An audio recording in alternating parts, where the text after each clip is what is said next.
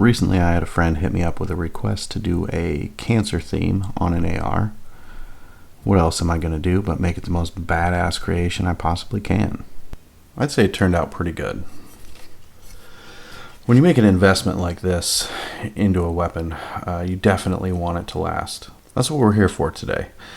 First off, big shout out to the guys over at Havoc Tactical for sending out a handful of deflector brakes to make sure I could send this out with a little added protection. Without a deflector brake, the custom finish on this AR is guaranteed to get dings, scratches, dents.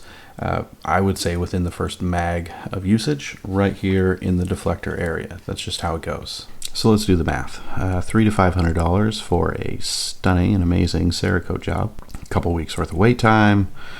You finally get it back, and the first time you go out to the range, it's going to get damaged. For less than $20, you can put a deflector brake on it and have absolutely nothing to worry about. If you don't think investing $20 into protecting the finish on your rifle is worth it, I don't even know what to say to you right now. I truly don't. In the last video, I broke down how to install the deflector brake, what comes in the packaging, how it works, all that stuff. I'm going to leave a link down below to that video, as well as a link so that you can go ahead and order some deflector brakes for yourself. I mean it. Order a set, like right now.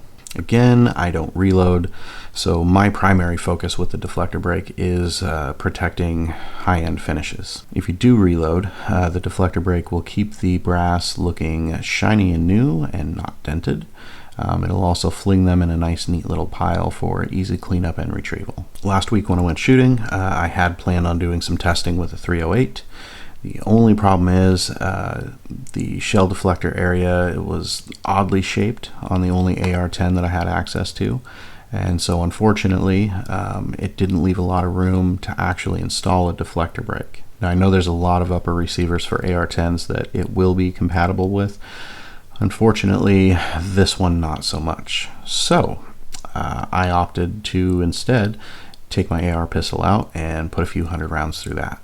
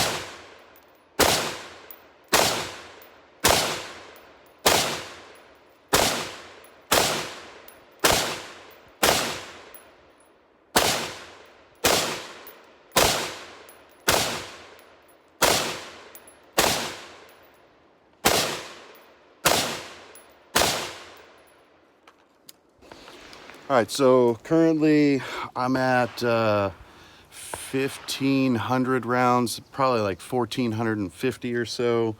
The deflector brake is holding on quite nicely. It's not peeling up. I'm not noticing any damage, any difference. It all looks pretty good. When we get back to the house, I'll go ahead and try to do a close-up of the deflector brake. But at 1,500 rounds, here is my brass pile.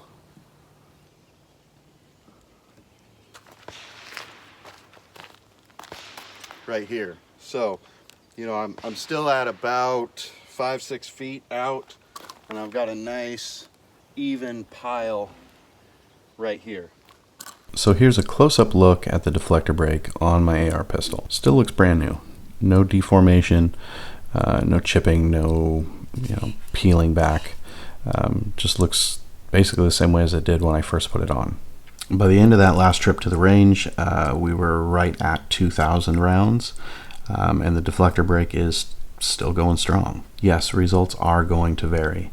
You may only get 1,500 rounds through yours before it's got to be peeled off and replaced. It's it's fine. They come in a 4-pack. Hell, you might get over 2,000 rounds through it before you actually have to replace the deflector brake. I mean, there's a lot that goes into it. What I will say is that at that price, why in the hell wouldn't you spend the money and put one on your rifle that you've spent so much time, money, and effort into building just to keep it safe? It doesn't even make sense not to have one of these on your gun. So hit that link down in the description and order yourself a set of deflector brakes.